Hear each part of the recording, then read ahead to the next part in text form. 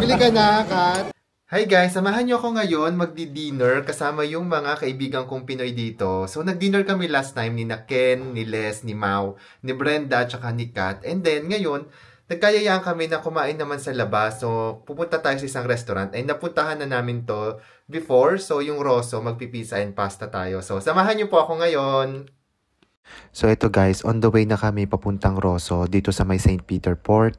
Isa sa mga pinaka-chill na bagay dito sa Guernsey ay ang paglalakad dito sa town. Kita nyo, sobrang linis ng paligid at sobrang tahimik ng vibe, lalo na ngayong gabi. Yung mga building, mapapansin nyo, sobrang old style niya. May classic talaga na European feels. Para kang nasa ibang era, di ba? So yung kakainan pala namin ay Italian restaurant. Ayan, yung Rosso. Nakakain na kami dyan, pero dahil sa sobrang sarap, uulit-ulit kami. Itong restaurant na to ay isa sa mga perfect spots kung gusto mong mag-relax, kumain ng masarap at mag-bonding with your friends. Kita nyo naman ang daming tao na kumakain kasi talagang masarap dito. So kasama ko yung mga kaibigan ko, ayan si Mau, si Leslie, si Brenda. Syempre kasama rin namin si Kat at saka si Ken. Syempre ako kasama din ako kaya yan, napa-selfie ako. Tapos, alam nyo naman, pag dito sa Guernsey, hindi mawawalan ng Pinoy sa isang restaurant. Ayan, si Miss Julie. Siya yung manager dito. Nakakatuwa kapag Pinoy yung manager. Kasi iba talaga ang galing ng mga Pinoy, diba? So, eto, nag-cheers na kami to celebrate our friendship.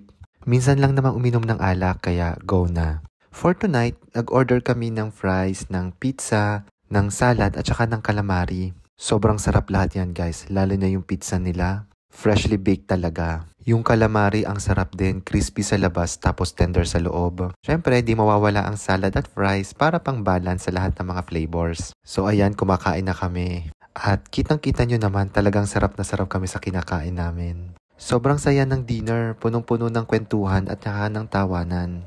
Masarap yung pagkain, maganda yung ambience at sobrang warm ng mga staff.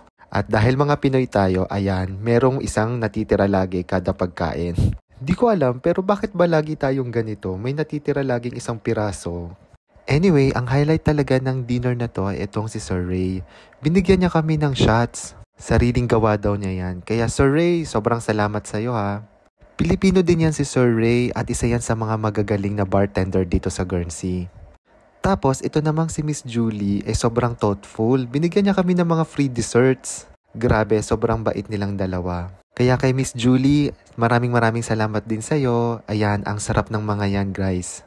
Ang pinaka nagustuhan naming lahat ay yung chocolate cake at saka yung tiramisu. After naming kumain, syempre hindi pa natatapos ang gabi namin. Dumiretso naman kami sa bahay ng kaibigan namin para maglaro. Mga 9:30 na pala ng gabi na yan. Kahit madilim, syempre safe naman dito sa Guernsey kaya wala kaming takot. Ang nilaro pala namin ay sequence, guys. Masaya tong laro na to. Very competitive kaming lahat, kaya ayan, muntikan na kami magkainitan sa laro. But at the end of the day, tawanan pa rin ang nanalo. Solid ang banding na to wrap up the night. Kaya perfect combo talaga ang gabi na to. Good food, free shots, desserts at game night.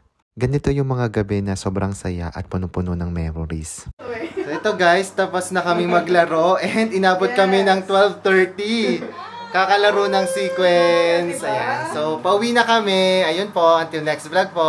Bye-bye!